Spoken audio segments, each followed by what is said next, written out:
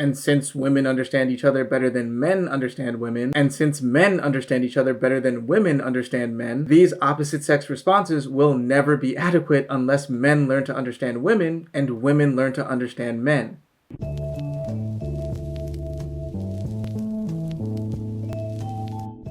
Alright, so a few weeks ago I was watching a video from Abba and Preach about a woman who had recently gone through a divorce, which prompted all of her male friends to essentially take advantage of the situation and shoot their shot with her. And so of course this brought up the age-old question of whether men and women are even capable of being friends with each other in the first place. Now personally, I've always thought that this was a silly question because I think it's obvious that men and women not only can be friends with each other, but actually should be friends with each other. There is so much inherent value in the bond of friendship that it doesn't make sense that this value would just cease to exist as soon as this bond is extended to the opposite sex. But I have to admit that I was fortunate enough to be shown early on in my life that these types of friendships were not only possible, but also extremely worthwhile and valuable, which to be fair is probably not the reality for the vast majority of people. As I came to find out, the belief that men and women can't be friends with each other is extremely pervasive in our society, and this consensus isn't a recent development. Nowadays we use the word platonic to refer to non-romantic relationships between men and women, but originally, this word was actually used to ridicule this concept. The word platonic describes a type of love that the ancient Greek philosopher Plato believes humanity should be striving for. It is a version of love in which sexual desire and romantic interest are non-existent, or at the very least suppressed in favor of seeking truth in its purest form. This is achieved by climbing what Plato describes as the ladder of love, which is a metaphor that is used to illustrate the ascent a lover might make from purely physical attraction to something beautiful, as a beautiful body, the lowest rung, to actual contemplation of the form of beauty itself,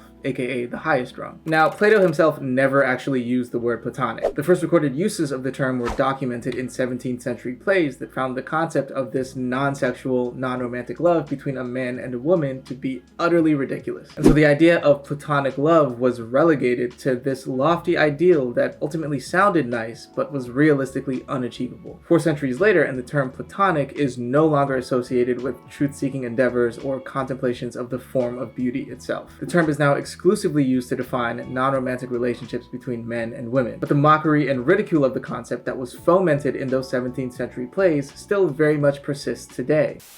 You realize, of course, that we can never be friends. Why not? What I'm saying is, and this is not a come on in any way, shape, or form, is that men and women can't be friends because the sex part always gets in the way. That's not true. I have a number of men friends and there is no sex involved. No, you don't. Yes, I do. No, you don't. Yes, I You do. only think you do. You're saying I'm having sex with these men without my knowledge? No, what I'm saying is they all want to have sex with you. They do not. Do too. They do not. Do too. How do you know? Because no man can be friends with a woman that he finds attractive. He always wants to have sex with her. And so I think it's fair to say that this idea is deeply ingrained in our collective psychology. And current research into platonic male and female relationships seems to corroborate this belief. As this article from Psychology Today explains, indeed, while other gender stereotypes might be valid, such as it's easier for women to define intimate relationships with men as non-sexual than vice versa, individual differences among people will always provide exceptional cases. Within these boundaries of gender generalizations, the vast majority of post-pubescent heterosexual men will invariably have a sexual desirability reflex upon seeing a female of reproductive age. Thus, the immediate discrimination that a male will make when encountering a female is whether or not he'd like to have sex with her. While some women might acknowledge this sexual reflex too, it is likely that they can quickly get past it and focus on the non-sexual aspects of the male with whom they're relating. So, as the article highlights, for the most part, the first question that a man will ask himself when he encounters a woman is whether or not he's sexually attracted to her. And as the article makes sure to emphasize, this is for the most part a reflex and not necessarily a conscious decision. Now, this is a separate topic entirely, but I do think that this aspect of the male psyche is often overlooked or at the very least willfully neglected when discussing male behavior in public spaces. But as I said, I'll save that discussion for another day. The point is that even though there may be some women who also experience this reflex, generally speaking, they experience it to a lesser degree and find it much easier to move past these instincts and into the non-romantic aspects of their opposite sex interactions. The reason for this difference, it seems, once again comes down to our evolutionary biology. And if you've seen any of my previous videos analyzing the differences between men and women, then you already know that, at least according to the science, many of our differences seem to stem from these innate biological differences that are reinforced and not created by the societies that we've built. The reasons for these phenomena are inextricably linked to our species' evolution. On the one hand, sperm is physiologically cheap, extremely plentiful, and constantly replenished. Therefore, the more often and diversely a male spreads his sperm, the more evolutionally successful he'll be. Ova, on the other hand, are very precious, metabolically expensive, and cannot be replenished. Thus, women are more able to move beyond the immediate sexual attraction inherent in intergender relationships, so they can more thoroughly determine the overall suitability of a potential mate. Men, it seems, often have no such long-term agenda, so the one-track mind of sexual interest persists much longer. And these inherent biological differences inevitably shape and influence our thinking around the question of whether men and women even possess the capacity to be friends with each other in the first place. Because when they are asked whether the two sexes are truly capable of forming genuine platonic relationships with each other, men and women tend to have very different answers. Do you believe that men and women can be just friends? Yes. Yeah, of course. Yes, I do. Yeah. Yes? Yeah. Yeah. No.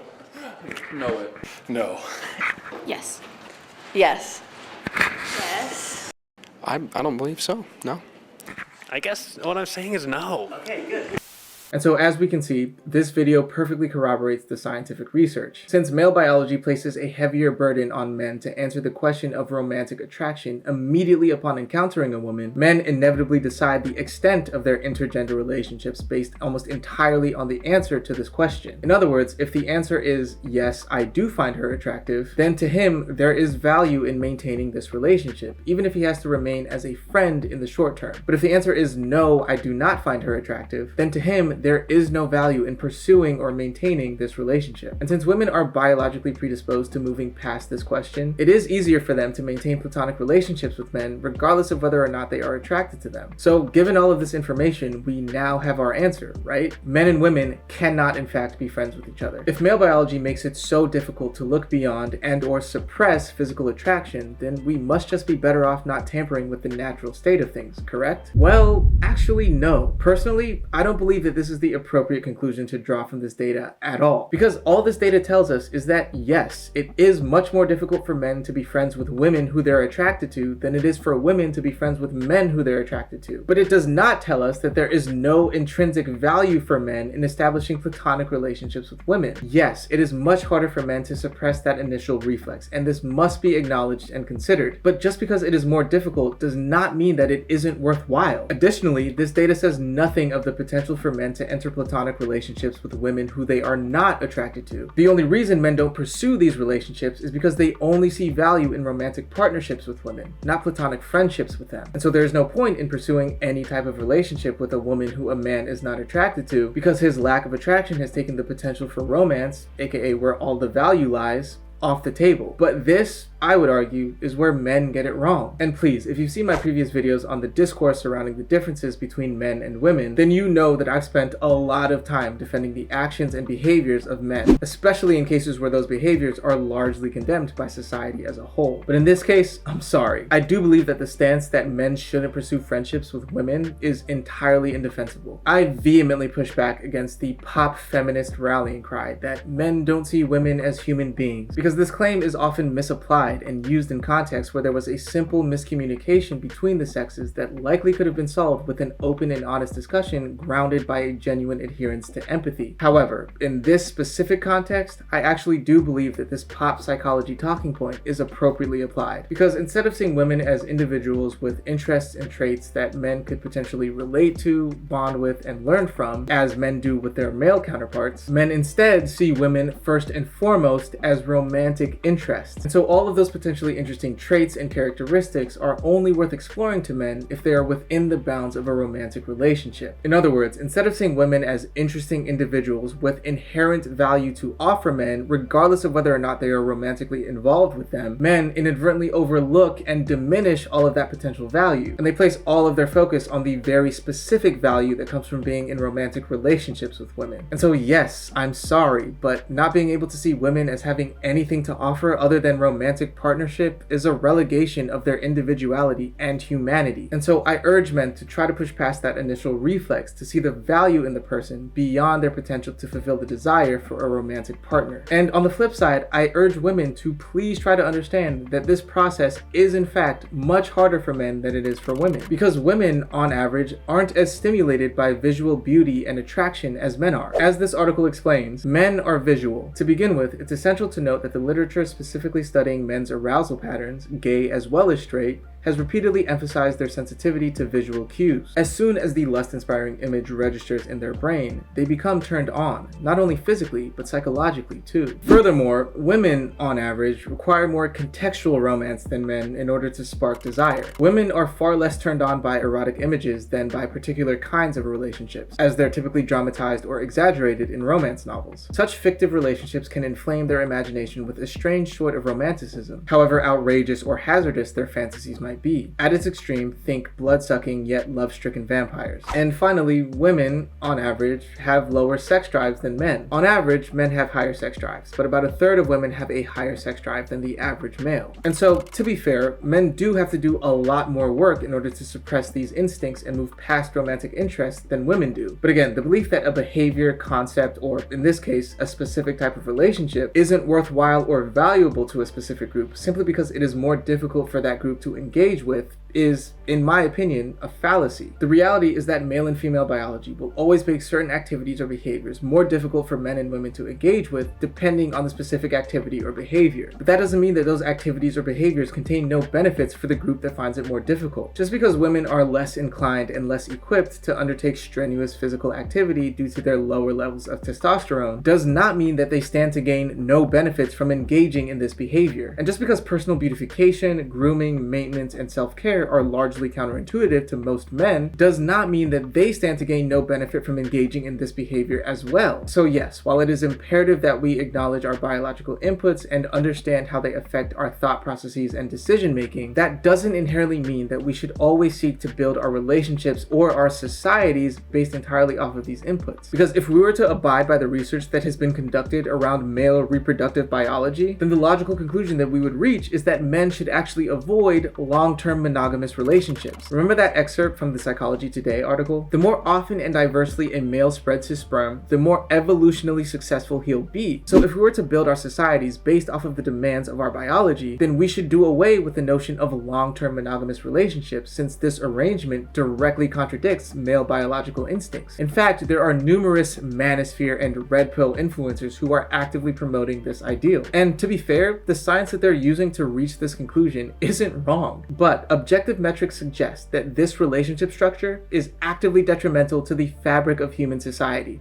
Kids from two-parent homes are much less likely to get in trouble in school. They're much less likely to get suspended. They're more likely to graduate high school. They're more likely to graduate college. They're more likely to have higher earnings as an adult. They're more likely to be married as an adult, less likely to be a single parent themselves. This is, again, why this is so crucial for us to address, because we are, by allowing this class divide in family structure to continue, it's accentuating inequality. It's undermining social mobility. There are both short and immediate term effects in childhood. They have lasting effects on someone's lifetime trajectory, and then these compound across the generations.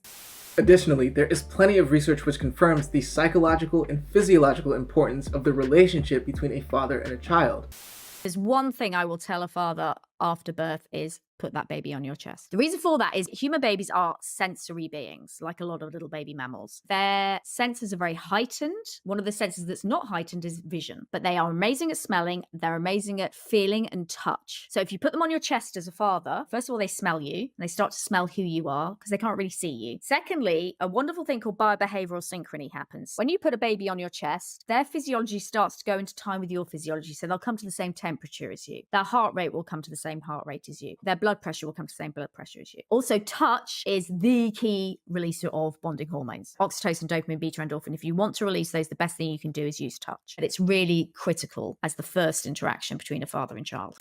So, in essence, this polygamous framework that male biology reinforces as natural, in which a man produces children from multiple women and forgoes the child-rearing process in favor of spreading his seed, is scientifically proven to be a destructive arrangement for human society. But But I'm sure many men would argue, who cares if this arrangement is bad for society? It's good for men, right? So shouldn't men just do what works for them? Shouldn't men just do what their biology is telling them to do? Because scientifically speaking, long-term monogamous relationships are more difficult for men, which must mean that it isn't worthwhile or valuable for men to seek them out, right? Isn't that the same logic that is used to argue that men shouldn't seek platonic relationships with women? Well, again, the reality is that this arrangement may in fact not be good for men. Just because men continuously express their desire to stay single does not mean that this relationship status is objectively better for them. The same way that a child, if given the choice, would destroy themselves by eating sugary candy all day long, men, if given the choice, might destroy themselves by chasing women all day long. 2/3 of college-educated men in their 20s say they do not plan to marry. But as this article from Harvard Medical School suggests, married men are healthier than men who were never married or whose marriages ended in divorce or widowhood. Men who have marital partners also live longer than men without spouses. And the longer a man stays married, the greater his survival advantage over his unmarried peers. And men who are in relationships aren't just healthier, they also reported higher levels of general happiness as well. The research shows that men tend to be happier if they're in a relationship than if they're not in a relationship, more or less regardless of the quality of that relationship. So despite male biology giving men the idea that they would be better off remaining single and procreating with as many women as possible, research shows that this wouldn't only be detrimental to society, but would also be detrimental to men themselves. And so just because human biology reinforces certain behaviors doesn't necessarily mean that those behaviors are inherently good for us. Of course, it's important to research and understand our biological instincts, but I don't think that their value lies in blind adherence to them, but instead in understanding how they either help us or hinder us in particular contexts and scenarios. Because it is likely that in the same way that men feel that they are better off single and yet report higher rates of wealth, health, and happiness when they're in relationships, men also feel that they are better off with no female friends, and yet may find that they benefit significantly from having genuine platonic relationships with women. And yes, studies do show that there are a myriad of generic benefits to engaging in platonic relationships with the opposite sex, but I would argue that the benefits are actually much more fundamental in nature. For example, it is commonly understood in both popular media and the social sciences that men hold innate fears and trepidations when it comes to interacting with women. And this isn't only apparent in romantic settings. Even in casual contexts, it is generally believed that men altogether fear the prospect of having to talk to women. And I believe a potential reason for this fear is because men place that romantic connotation on all of their interactions with women. Essentially, since, as I explained earlier, men view women first and foremost as potential romantic partners, every interaction with a woman becomes a potential romantic encounter. And because of this, there is an added pressure on these interactions that causes men to feel as if they can't mess up or say the wrong thing, because if they do, they will immediately be disqualified from romantic contention. And so what should have been a simple, low-stakes, casual encounter becomes an incredibly high-pressure situation where failure could lead not only to rejection, but also ridicule, contempt, and/or ostracization. And understandably, this is an extremely anxiety-inducing reality that causes many men to simply withdraw from the prospect of talking to women altogether, unless they absolutely have to. But a remedy for this would be for men to try to shift the connotation away from romantic relationships to platonic ones. If the goal is simply friendship, then so much of that added pressure within the intergender interaction is immediately dispersed. It is objectively much easier to interact with someone who you don't necessarily want anything from. And when the objective is friendship, then the interaction will naturally transform itself from an audition to a genuine conversation based on shared interests, goals, and affinities. And in the process of becoming friends with women, men will inevitably learn how to talk to women, which means that so much of the anxiety and trepidation that men experience in these intergender interactions would start to dissipate. And this brings me to the next fundamental benefit of platonic intergender relationships, bridging the gap in communication between the sexes. Because research shows that men and women do in fact communicate differently, and this difference in communication styles often leads to tension and misunderstandings. So one very obvious benefit of maintaining female friendships would be the affordance of the opportunity to learn those communication styles so that men can more appropriately respond to them. And of course, this will especially come in handy when these men eventually do find a partner, as they will be able to navigate miscommunications more adeptly because they've already had ample experience in dealing with them within their female friend groups. The most common example of this is the classic conundrum of what the appropriate response is when a woman comes to a man with a complaint. As this article explains, when they hear a complaint, men are likely to see it as a challenge to give their advice or find a solution. While they think they are being helpful, women will see this as mansplaining. And I believe that this confusion could have been avoided if the man had entertained the notion of having female friends, because they likely would have been able to help him learn this lesson before he got into a relationship. He would have for lack of a better term, already gotten his reps in before this encounter, so that this situation wouldn't potentially lead to a relationship-ending fight. And this benefit doesn't only flow in one direction. Having more female friends is good for men because it provides women with the opportunity to genuinely learn how men communicate with each other. Because if women were allowed to form more genuine male friendships and not just exploitative relationships with men who they call friends, aka the friend zone, which we will shortly address, they would likely understand that giving advice and finding a solution is just how men communicate with each other, and would have the patience to understand that men aren't trying to minimize or trivialize their pain in that moment by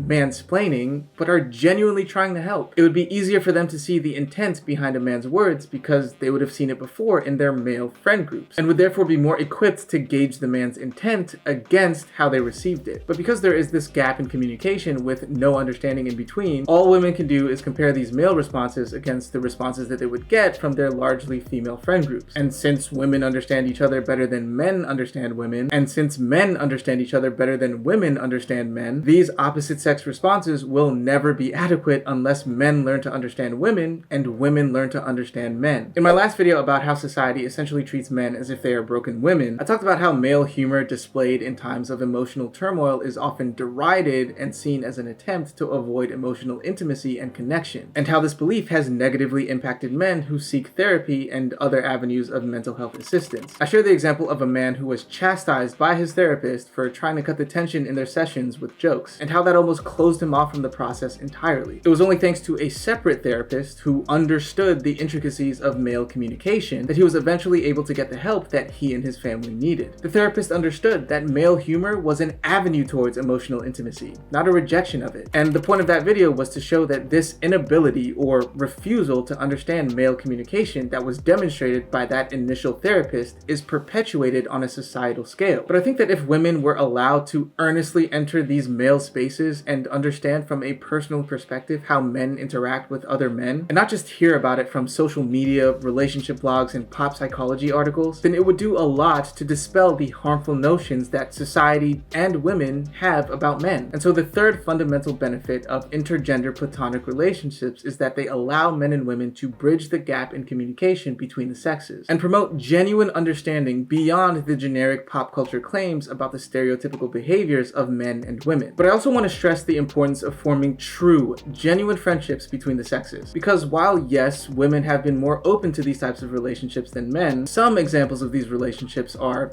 as I mentioned earlier, exploitative in nature. Of those guy friends, do you think any of them secretly like you? And be honest. Probably, yeah. Do you think that guy is interested in you? Yes. So he likes you? Mm-hmm. So what you're saying is men and women can't be friends? No, we can be friends. But you're just friends, but he likes you. Yes. So it's a one-sided friendship. Hey, man? Is your best friend? Well, how long are you gonna keep leading him on like this? You're paying this whole bill? Don't pay the whole bill. You split it as friends. As friends, best friends,